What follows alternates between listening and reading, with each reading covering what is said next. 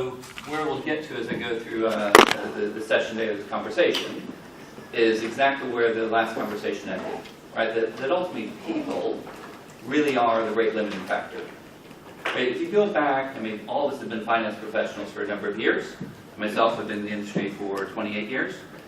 But we've gone through process simplification, right? We've always had challenges with data. Technologies and platforms, right, continue to increase, right, and be the promise of a silver bullet. And of course, operating models, shared services, centralization, decentralization, whichever way the pendulum wants to swing. Right? But at the end of the day, right, unless the people are able to be effective using the data, the tools, the technologies, and executing to the outcomes, then all the other aspects, all the other components, right, fall flat. So it's fantastic to be here this afternoon. SteveCulp, as Catherine said, right, I work for Accenture, and I lead our CFO practice on a global basis. I lived here in the UK for 19 of those 28 years, currently based back in the US, but my role is global. And it's very fortuitous, and I'm very happy to be here with CFO Rising, because actually the materials I'm about to use, right, are brand new. All right, we just released them this week, and have the opportunity, right, to share them for the first time. So thank you very much for that. I'm going to talk through a handful of things today. So, like many of the speakers, we've highlighted that the reality is, that there are significant forces of change, right, around the finance function. And by the way, guys, so Rod K is in the back. Rod, if you wave. Yep.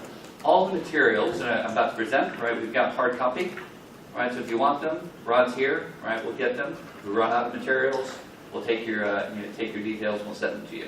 And there's a link at the end of this presentation as well that you can use. But, so terms of, you had a lot of Asians, right, in your presentation. I've got a lot of ilities, right, in mine. Uncertainty, volatility, the pace of change, right, the amount of data, volume, and the pace of change itself, right, are ever increasing. There's a chap, Matthew Bishop, is one of my favorite quotes, right, and that the world will never move as slowly as it does today. And in the context of the CFO, that's very insightful, right, because the time you have to be a fast follower, right, to watch what your competitors are doing, to wait for change to be implemented in your organization, and not just in finance, right, is ever decreasing, right, in size. Yet the pace of competitor, of customer, right, of markets are only increasing. And as the CFO, you're really at the fulcrum of making those decisions, and ultimately being, a phrase I like, the economic guardian, right, over the outcome. So digital, people, data, technology, customer, product, competitors, all moving at pace, and you as the CFO need to actually harness and figure out what decisions to provide insight and direction, and how to measure to get to those outcomes. And we see the CFO, right, really as the right hand, the CEO, right, in helping to make sure that the strategy is enabled in a way that gets to an outcome that the analysts, investors, and peers, right, can really measure and understand where you're going. If I stand in front of the slide, that's probably not very helpful. We've been in this business, right, watching the role of the CFO for 15 plus years. And so back in just after 2000, we put together our first structure around what drives high performance, using a number of financial measures over long term, and we can share those formulas with you.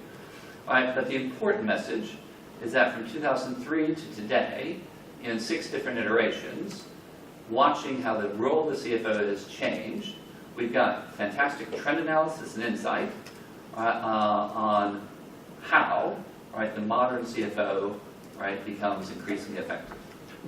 And what we see in today's world, right, so before I go there, what we did in this particular study, right, to bring it to life, is actually the biggest study we've ever done as far as we're aware, right, in the current environment, right, the largest study out there.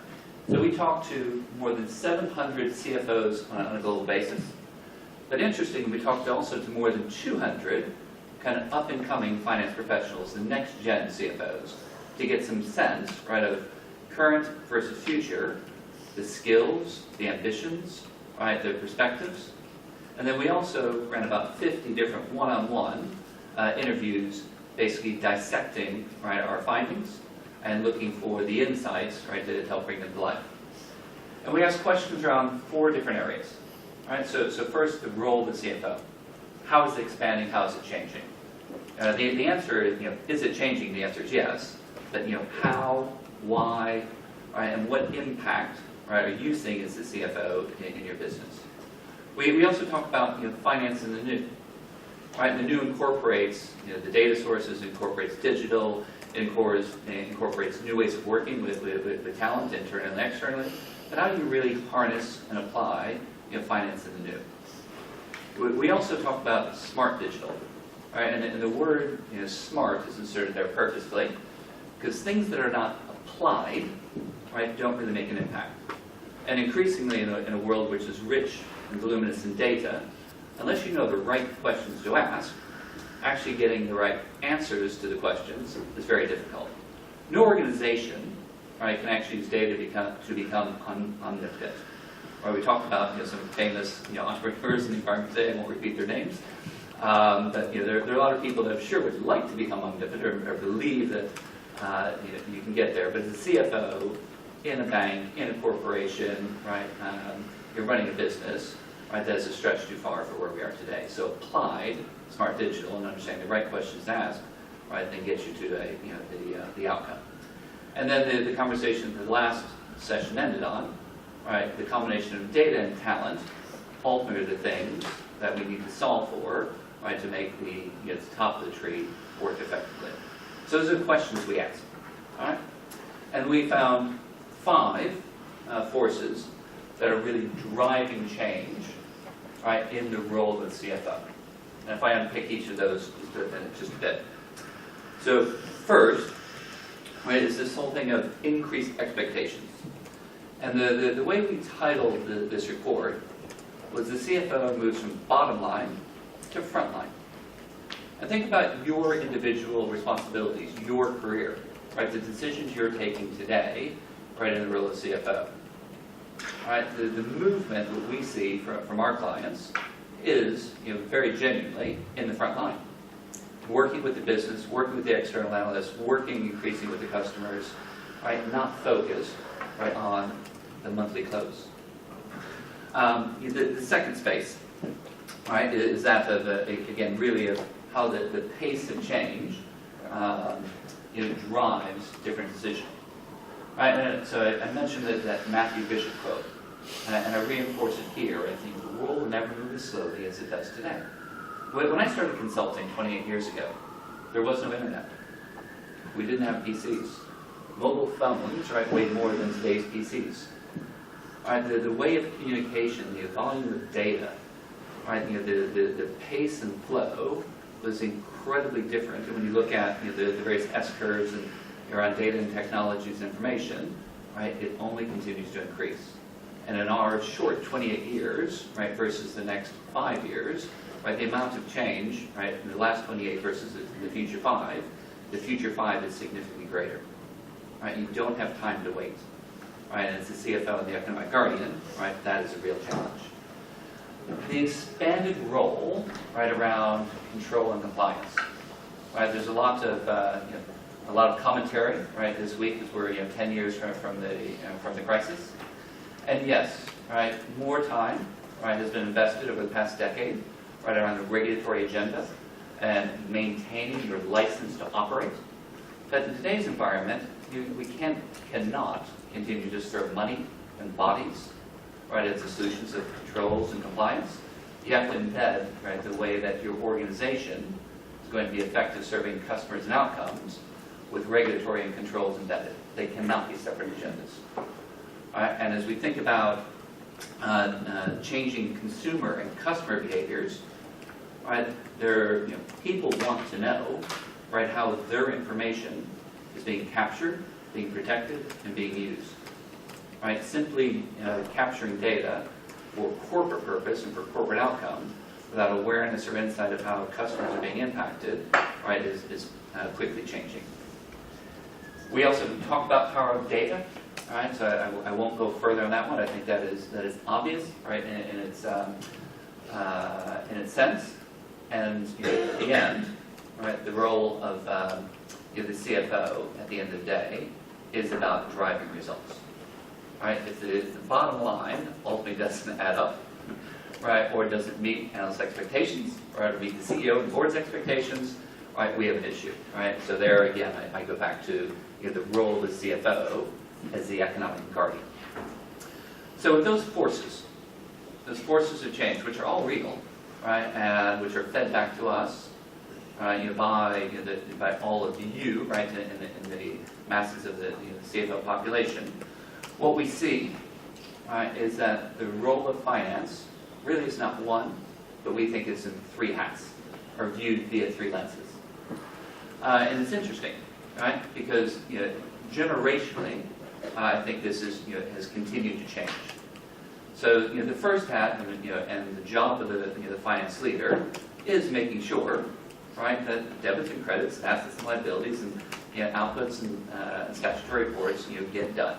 Right, it does have to add up. You do have to get the bottom line. You have to maintain control. You have a responsibility to drive the finance organization.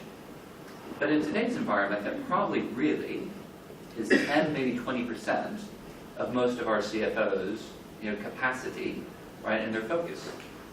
And the move from finance leader to business leader, right, is something that we've been observing, right, for a number of years. That in itself isn't new, right? But that hat two, right, with the CFO at the right hand of the CEO, helping to guide and execute overall business change, providing the insight, providing the reports, providing the analysis, providing the guidance, right, to make sure the outcomes are achieved in a way which is economically sustainable, right, is something that, again, I think the CFO role has naturally emerged to.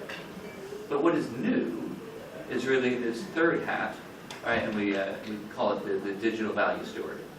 Every organization is making significant investments in digital platforms, digital tools, systems, technologies, and again, tying back to the workforce.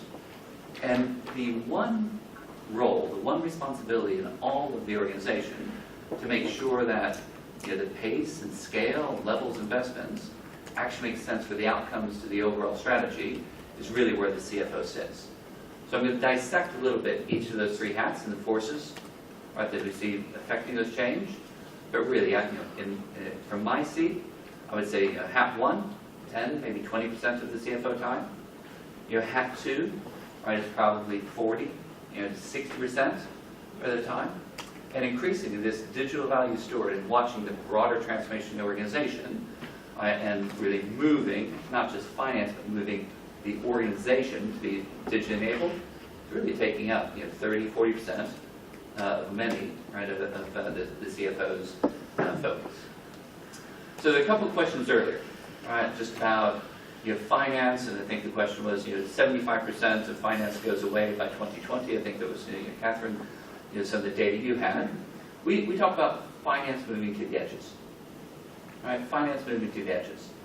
The front end planning, budgeting, forecasting, and the back end analytics and insight is where finance really makes its impact. All the Asians in between, right? Consolidation, data gathering, reconciliation, restatements, reporting, blah, blah, blah, blah, blah. 80% of the activities and bodies inside most finance organizations are focused, right, on the lower value, moving of data, and not, right, the front end, back end, planning, budgeting, forecasting, driving insight. And that's a tragedy, right? And so the earlier conversation about use of AI, use of robotics, use of better technologies, right, to free up capacity, right, in the organization so the CFO and his or her team can do things that are actually more important, right, to drive pace, to drive insight.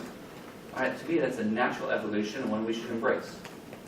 But if 80% of the time is in low-value reconciliation activities, right, it's really not making the impact that we all desire. And we commonly talk about the role of finance actually starts when the report is delivered. Think about that. Right? How many times does people in your organization think their job's done, when they deliver the report. Right? It's actually about the latter. So finance moves the edges. In half two, right, if you have the capacity, right, and you're setting the forecast and you're driving the analytics and insights, then actually being an effective business leader and partnering with your geographic leads, your product line leads, your customer organizations in a way that is data-driven and insightful, right, and finance sitting at the center and seeing the economic outcomes, right, then that's a very different and effective positioning.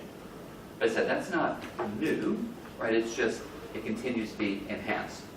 But it's interesting, as we got the feedback, right, from the CFO population, that this shift, right, of time, of effort, and then of capturing and using data analytics in a very different way is truly now mainstream. So then the third hat, which I actually find is the most interesting one, right, is really the CFO looking at where is the CEO and the overall organization trying to take us, so we can serve customers more effectively, so we can differentiate in the market, so we're not usurped by new technologies, new competitors entering our market, but we can do so, right, in a manner which is economically viable. Every organization has a core market, a core set of customers, a core set of products, as a brand permission to execute. And if you try and jump too quickly from where you are to where you want to be, revenues collapse, you don't actually have the capabilities inside the organization to be effective, you don't have the data, you don't have the insights, you don't have the relationships, you don't have the skill set. But if you merely wait, right, for the market to come to you, right, then that is surely a recipe for failure. Right? All organizations need to move, but how quickly you walk towards your future versus run from your past is something that the CFOs, right, are at the position to manage that pivot, to manage that change. And increasingly, they're looking to organizations like ourselves, right, and others, right, to provide that data and insight, right, about do I invest first in finance? Do I spend more in IT? Do I spend more in marketing? Do I spend more on the front-end customer experience channel? Of all the options I have around digital transformation, to use a generic term, what is the sequence? What's the pace? What's the level of investment? And how do I actually get confidence that the business case around those expectations stack up? I love the presentation this morning from De Beers, right, where they were talking about these 6-week increments and sprints, right? So you kick off in a number of different investments, but make sure that they were actually getting to an outcome which was measurable and the organization's continuing to learn. And that's a really good insight, right, for how we see many organizations start to think about this, not just in 6-week increments, but in larger term overall transformation. And the phrase used before, right, is that the CFO needs to position himself or herself, right, not just as a change enabler, right, but as the economic guardian of the outcomes the organization is seeking to achieve. And in that seat, in that role, right, with all the data and information coming through finance in an effective way, right, the ability of the CFO to help steer the organization at the right pace to the outcome, which is evolving very quickly, actually becomes attainable. But we said when I walked up here first, right, is this really about data? Is it really about technology? Is it about the operating models, about the business strategy? I mean, those are all absolutely important elements. But people really are the rate limiting factor, right? And what we found in our research is that the CFO himself or herself and their top team, their skills and capabilities around data, around analytics, around a broader remit, and being able to handle, right, the breadth of information being positioned, right, at a minimum of that business partner, is actually a very natural thing, and their skills have continued to evolve. But the finance function has remained very stagnant, very stagnant. Right? So when you look at where we were, 5 years ago, of course, right, the CFO and top team, hierarchically, right, had more skills, had more depth, had more talent, but that gap between, right, the leadership and the organization has become significant. One of our clients, who was out to the dinner a couple weeks ago, And he used a phrase with his controller that basically you are nearing irrelevance in our organization today. Where he gets his information from today is more around the brokers, around the sales organization. Right? He stopped using the finance data, right? Because the time and the quality of that data is just too slow. Right? And the insights that his finance department is able to bring versus the people who are out actually working and touching the customers is very different. Very different. And so the CFO is moved, right, how he gets his information and how he then talks to the external market. And of course, everything internally still has to be done, right, in the statutory and regulatory reporting, and the numbers need to add up. But he doesn't use it from a go-forward perspective. He uses it as a, basically as a requirement of doing business. And it's not in the space that it's, 1 out of 10, 2 out of 10, CFOs are seeing this change and seeing this need, for this change. I mean, it's 70, 80%, right, of those 700 plus organizations really see talent as a true challenge, right, for them and for achieving the overall objectives. Right? People always talk about budgets, talk about money, talk about levels of investment.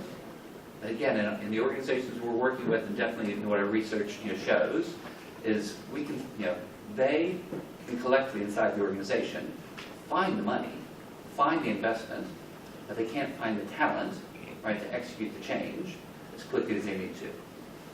So as I move towards wrapping this up, right, what we see, right, is that there's a different purview, right, a different set of skills, right, that CFOs today, the modern CFO, really embrace. And it's away from, as I said before, right, the debits and credits and assets and liabilities. Those are entry stakes, table stakes. But the CFOs that we're working with, that we see really make change, are very much a mode of proactivity. Right? It's how do we lead as opposed to how do we respond? How do we engage and embed as opposed to wait to be asked? And of course, the focus, right, every day, is around enabling enterprise value. That's not new, but it is very clear, right, in the remit and focus and challenge of the CFO in wearing their multiple hats. And the third aspect, which I've touched on a couple of times, right, is really this aspect of how digitally enabled is both the CFO and his top team, his or her top team, but also the finance function. If you can't embrace and embed and apply digital and analytic skills, right, in a way which is timely, as finance lives in the edges, then again, like my client said 2 weeks ago, very quickly you move to being relevant. So the role of finance, right, begins when the report is delivered, not when your job is not done. So this is a link to the actual report itself. Right, it's a weighty beast. Right, you have plenty of very good content, stats, facts, figures, right, to back up some of the the insights, right, I shared here in the last 25, 30 minutes. But I'd be very happy, right, to take some questions, see if that resonates, with this room or other. So please.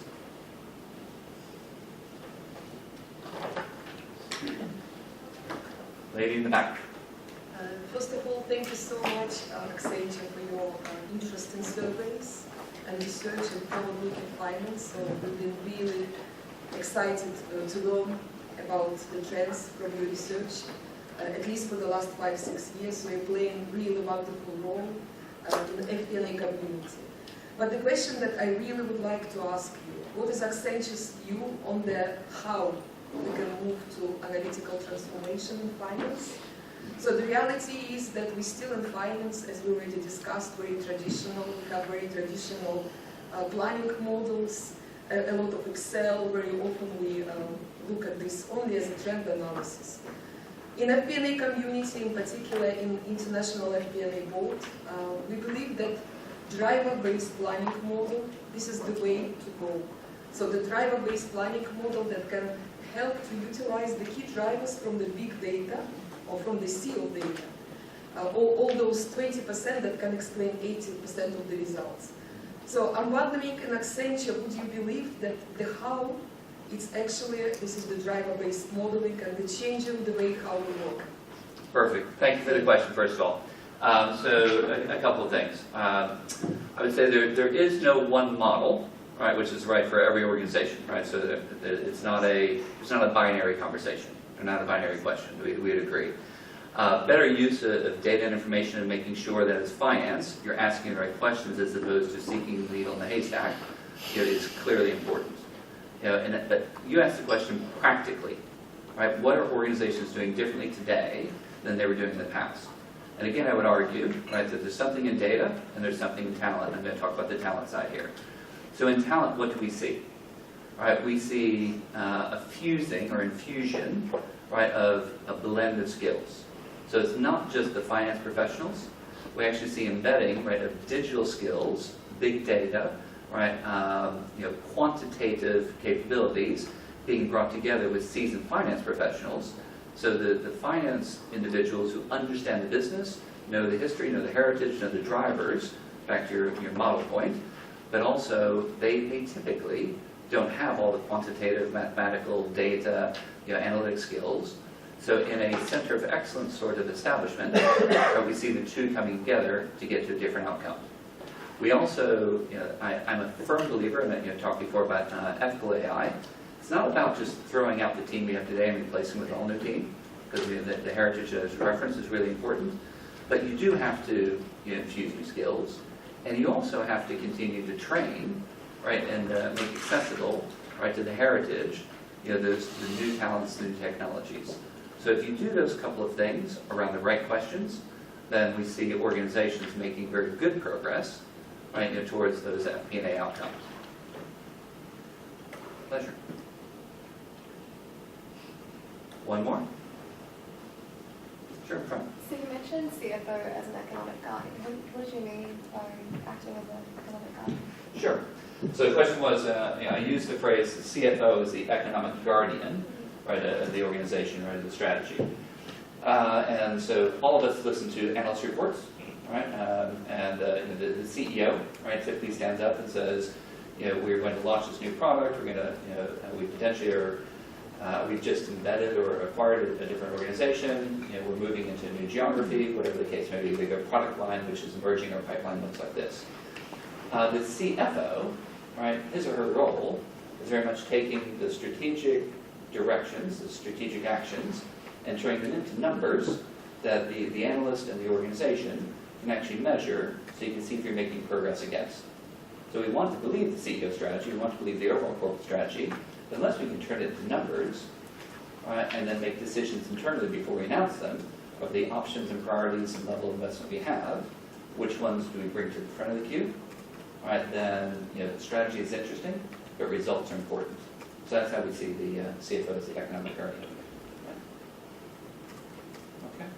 Well, Catherine, you've run a tight ship all day. All right, so we're at exactly 29. All right, so I will be polite. I will say thank you very much for your attention.